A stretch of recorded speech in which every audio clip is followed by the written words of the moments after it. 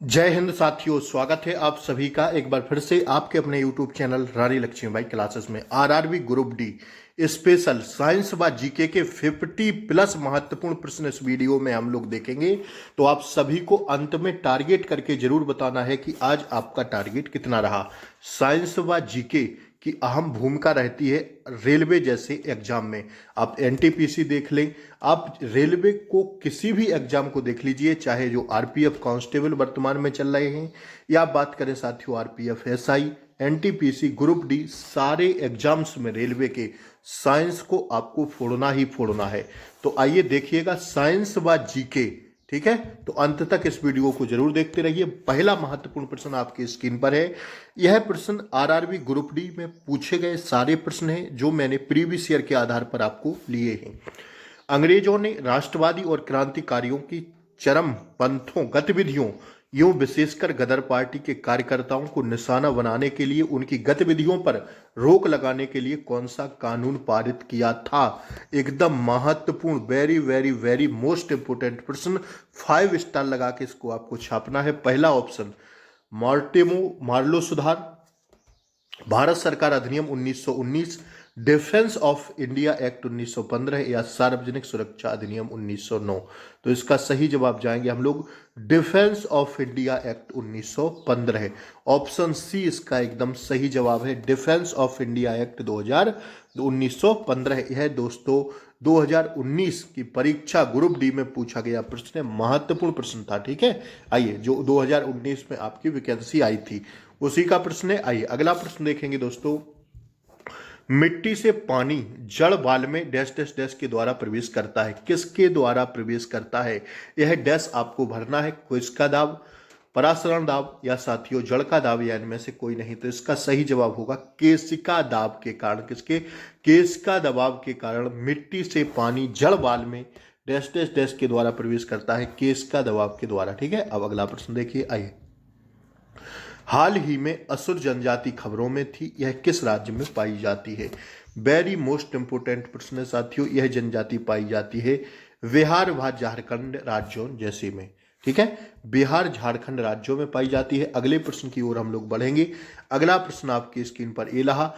एक लेंस की कह रहा है, क्या कह रहा है भैया? एक लेंस की प्रकाशीय शक्ति पावर 2.0 डायोप्टर है।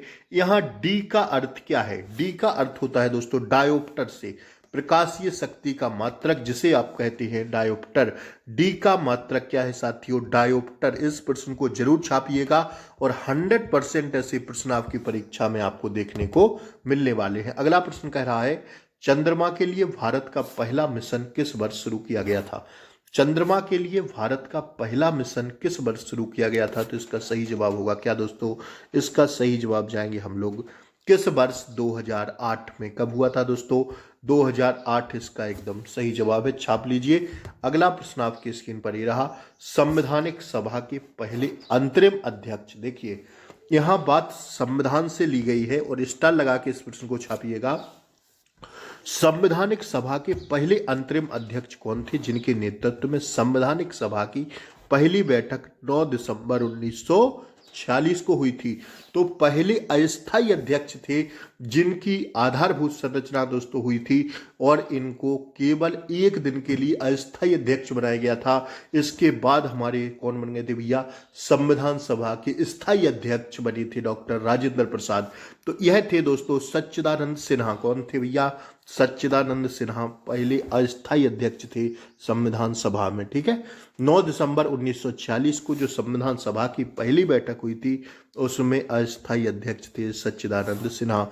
यह अस्थायी अध्यक्ष थे, अंतरिम अध्यक्ष थे जिनके नेतृत्व में संवैधानिक सभा की पहली बैठक 9 दिसंबर 1946 को हुई थी। महत्वपूर्ण जबरदस्त प्रश्न पूछा जाता है। आइए, पुस्तक इंडिया 2020 द्वारा लिखी गई, यह दोस्तों डॉक्टर एपीजे अब्दुल कलाम द्वारा लिखी गई।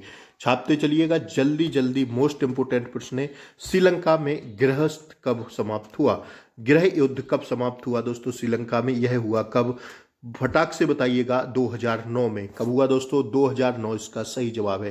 देखिए आप सभी लोग अगर रेलवे स्पेशल ग्रुप डी की तैयारी कर रहे हैं तो चैनल से जुड़ जाइए और ज़्यादा से ज़्यादा संख्या में इस वीडियो को शेयर कीजिए, और चैनल पर नए हों दोस्तों तो सब्सक्राइब करके बेल आइकन प्रेस जरूर दबा लें ताकि आगे आने वाली क्लासों का नोटिफिकेशन आपको सही समय पर मिलता रहे। ठीक है, ज़्यादा से ज़्यादा इस वीडियो को शेयर कर दीजिए। आइए क्लास को एक बार लाइक जरूर कर दें और शेयर कर दें। तमिलनाडु की प्रसिद्ध शास्त्रीय नृत्य शैली है क्या? भरतनाट्यम। क्या है भैया? भरतनाट्यम। ऑप्शन बी इसका सही जवाब है। ठीक है, अगला प्रश्न आपसे पूछ रहा है जीएसटी। जीएसटी का फुल फॉर्म क्या होता है? तो जीएसटी का फुल फॉर्म होता है goods and service tax. Option A ही इसका एकदम सही जवाब है। गुड्स एंड सर्विस टैक्स इसका सही जवाब है। Option A is the correct answer. अगला प्रश्न देखिए, आइए। खाद्य ऊर्जा को हम किस इकाई में माप सकते हैं? साइंस के जबरदस्त प्रश्न आपकी स्क्रीन पर आ गया है। खाद्य ऊर्जा को हम किस इकाई में माप सकते हैं? कैलोरी में माप सकते हैं। अगला प्रश्न देखिएगा दोस्तों, विद्युत मात्रा की इकाई क्या है? तो विद्युत मात्रा की इकाई है दोस्तों एम्पियर। बहुत ही बच्चों वाले यह प्रश्न लगाए हैं आज हमने साइंस के, और कहीं ना कहीं यह पूछे गए हैं। ठीक है, एसआई पद्धति में लेंस की शक्ति की इकाई क्या है? तो साथियों यह है क्या? फटाफट छापिएगा। यह है साथियों क्या? यह क्या है दोस्तों? यह है डायोप्टर। क्या भैया? डायोप्टर इसका सही जवाब हो जाएगा। अगला प्रश्न क्या था? हाँ दोस्तों, एम्पियर के बाद इसका सही जवाब हो जाएगा दोस्तों डायोप्टर। अदिश राशि है क्या? तो अदिश राशि दोस्तों ऊर्जा है। क्या भैया? अदिश व सदिश राशियां आपको जरूर पढ़ने हैं। एम्पियर क्या नापने की इकाई है? एम्पियर दोस्तों नापने की करंट नापता है। क्या नापता है भैया? एम्पियर करंट नापता है। फटाक से छाप लीजिए। अगला प्रश्न है, निम्नलिखित में से कौन एक सदिश राशि नहीं है? वेग, संवेग, द्रव्यमान, कोणीय वेग। तो सदिश राशि जो नहीं है वो है क्या? वो है आपका क्या हो जाएगा दोस्तों? सदिश राशि नहीं है, वो है साथियों द्रव्यमान नहीं है। ठीक है, सदिश राशि कौन नहीं है? द्रव्यमान नहीं है। ठीक है, आइए अगला प्रश्न देखिएगा। निम्नलिखित में से कौन वेक्टर मात्रा है? वेक्टर मात्रा कौन है? वेक्टर मात्रा बताइए जल्दी से। निम्नलिखित में से कौन वेक्टर मात्रा है? तो इसका सही जवाब होगा आपका क्या? इसका सही होगा दोस्तों बल। बल क्या है? वेक्टर मात्रा है। अगला प्रश्न आपके स्क्रीन पर आ रहा है, मात्रकों की अंतरराष्ट्रीय पद्धति कब लागू हुई थी? मात्रकों की अंतरराष्ट्रीय पद्धति लागू हुई थी दोस्तों कब? 1971 में। कब हुई थी? 1971 इसका सही जवाब है। सौर सेल और सौर ऊर्जा, क्या कह रहा है भैया? सौर सेल और सौर ऊर्जा को किस ऊर्जा में रूपांतरित करते हैं? तो इसको करते हैं किस में? विद्युत ऊर्जा में रूपांतरित करते हैं। ठीक है, अगला प्रश्न देखिए, ज्योति तीव्रता का मात्रक है दोस्तों कैंडला इसका मात्रक है। अगला प्रश्न आपकी स्क्रीन पर है, निम्न में से किसका उपयोग खाना बनाने के लिए? देखिए इसको थोड़ा समझिए प्रश्न को। निम्नलिखित में से किसका उपयोग खाना बनाने वाले ईंधन के रूप में नहीं करते हैं? तो खाना बनाने के ईंधन के रूप में देखिए कोयला का तो करते हैं, कोयला से खाना बनता है, बायोगैस से भी खाना बनता है, एलपीजी से खाना बनता है, लेकिन जो आपकी सीएनजी गैस होती है दोस्तों इससे खाना नहीं बनता। इससे वाहनों को चलाने के लिए इसका प्रयोग किया जाता है सीएनजी का। ठीक है, तो भैया एकदम आसान प्रश्न था, आप लोग ऑप्शन से भी इसको कर सकते थे। दाब का मात्रक क्या है? दाब का मात्रक दोस्तों आप सब लोग जानते हैं जूल होता है। ऑप्शन बी इसका सही जवाब है। अगला प्रश्न है, प्रकाश संश्लेषीय अंगक, जो प्रकाश संश्लेषीय अंगक इनमें से कौन है? तो साथियों इसका सही जवाब हो जाएगा हरित लवक। कौन सा है प्रकाश संश्लेषीय अंगक? हरित लवक है। कौन सा मात्रक नहीं है? देख लीजिए, निम्नलिखित में से समय का कौन सा मात्रक नहीं है? तो दोस्तों प्रकाश वर्ष नहीं है, बाकी अधिवर्ष, चंद्रमा, ये सब समय के मात्रक के रूप में आएंगे। दाब का मात्रक है साथियों, दाब का मात्रक जूल होता है, आप सभी ने अभी देखा। ठीक है, दाब का मात्रक क्या होता है दोस्तों? अभी तो देखिए ना, ये दोबारा से लग गया, इसको देखिए। हाँ ये दोनों। कार्य का मात्रक क्या है दोस्तों? कार्य का मात्रक, कार्य का मात्रक क्या है? जूल। कार्य का मात्रक है क्या? जूल ही तो है। आप लोग बताइए इसका आंसर क्या होगा? कार्य का मात्रक है, जल्दी से इसका आंसर बताइए।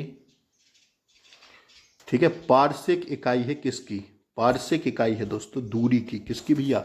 दूरी की है। ठीक है, दूरी की। किसकी? दूरी की। ठीक है, आइए अगला प्रश्न देखिए, यह जूल ही होगा। इंसुलिन का आविष्कार किसके द्वारा किया गया था? इंसुलिन का आविष्कार दोस्तों किसके द्वारा किया गया था? किसके द्वारा किया गया था इंसुलिन का आविष्कार? बताइए इसका सही जवाब होगा क्या दोस्तों? वेंटिक, वेंटिंग के द्वारा किया गया था। किसके? वेटिंग के द्वारा किया गया था। ऑप्शन बी इसका सही जवाब है। अप्राकृतिक रूप से फलों को पकाने के लिए किस गैस का उपयोग किया जाता है? अप्राकृतिक रूप से मतलब जो प्रकृति की सहायता से नहीं पकते हैं, उनके पहले ही इन्हें पका दिया जाता है। उनमें कौन सी गैस का उपयोग करके पकाया जाता है उन फलों को? महत्वपूर्ण प्रश्न है दोस्तों।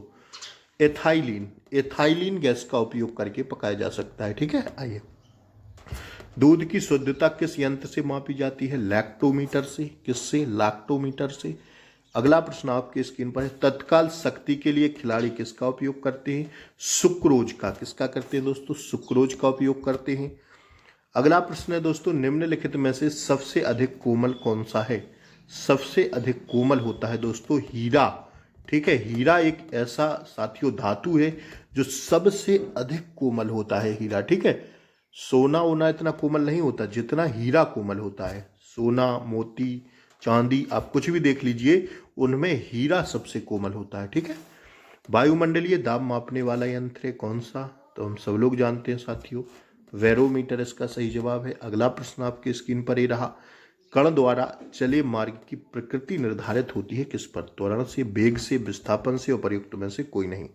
तो यह होती है दोस्तों किससे? देख लीजिए, इसका राइट आंसर हो जाएगा ना तो त्वरण से, ना तो वेग से, ना तो विस्थापन से, उपर्युक्त में से उपर्युक्त किसी से नहीं। ठीक है, तो ऑप्शन डी इसका सही जवाब है। अगला प्रश्न आपकी स्क्रीन पर ही रहा दोस्तों। निम्न में से कौन सा असंरक्षित बल है? असंरक्षित बल जो होगा आपका गुरुत्वाकर्षण का बल, श्यानता का बल, अंतर परमाणुवीय बल या साथियों स्थिर विद्युत बल। तो इसका सही जवाब जाएंगे श्यानता का बल। किसका बल दोस्तों? श्यानता का बल इसका सही जवाब है। देख लीजिए, यहाँ पर आज आपके लगभग 50 प्रश्नों की जो श्रृंखला है वो आज यहाँ समाप्त होती है। टॉप 50 प्लस प्रश्न हमने इस वीडियो में आपको कराए, और ऐसी ही आगे अगर वीडियो देखना चाहते हैं तो वीडियो को एक बार जल्दी से आप लोग शेयर कर दीजिए, और चैनल पर नए हो तो सब्सक्राइब जरूर कर लें, क्योंकि उससे आपको अगली आने वाली क्लास का नोटिफिकेशन सबसे पहले मिलेगा।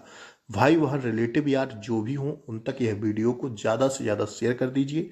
फिर हम लोग मिलेंगे अगली वीडियो में। तब तक के लिए जय हिंद। और रीजनिंग की क्लास खास तौर पर स्पेशल ग्रुप डी, और जो आपका 30+30 का टारगेट है वो दोस्तों हम उस क्लास में आपको कवर कराएंगे। ठीक है, ठीक है भैया, तो उस क्लास में आपको कवर कराएंगे। और किस 4 किताबों से सिलेक्शन लेना है वो भी हमने एक वीडियो बना दी है, आप लोग नीचे जाके इस चैनल पर विजिट कर सकते हैं। ठीक है, तो आरआरबी ग्रुप डी के लिए हम लोग कमर कस लिए हैं, आपको भी कस लेना है। चाहे रीजनिंग हो, चाहे मैथ हो, चाहे जीके जीएस हो दोस्तों, या फिर आपकी साइंस हो, या फिर करंट अफेयर्स हो, इन सभी सब्जेक्ट में पकड़ बनाने के लिए हम आपकी सहायता जरूर करेंगे। और 100 में 80+ का टारगेट हमें इस बार रखना है। 80 से 85 प्रश्नों को हमें 100% सही ही करना है, तभी हमारा सिलेक्शन होगा दोस्तों। ठीक है, तो हम लोग मिलते रहेंगे अगली वीडियो में। तब तक के लिए जय हिंद, टेक केयर, बाय बाय, नमस्कार।